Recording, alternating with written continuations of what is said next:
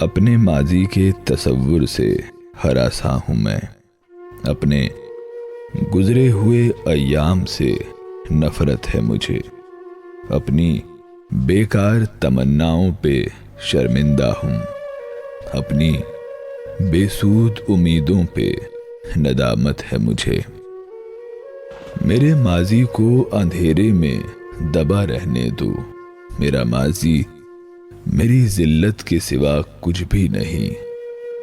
मेरी उम्मीदों का हासिल, मेरी काविश का सिला, एक बेनाम अज़ियत के सिवा कुछ भी नहीं।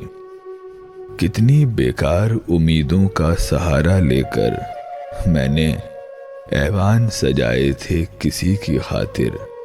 कितनी बेरब तमन्नाओं के मुबहम खाके अपने ख्वाबों में बसाए थे किसी की खातिर। मुझसे अब मेरी मोहब्बत के फसाने न कहो। मुझको कहने दो कि मैंने उन्हें चाहा ही नहीं। और वो मस्त निगाहें जो मुझे भूल गईं, मैंने उन मस्त निगाहों को सराहा ही नहीं। मुझको कहने दो कि मैं आज भी जी सकता हूँ। इश्क नाकाम सही, जिंदगी नाकाम नहीं।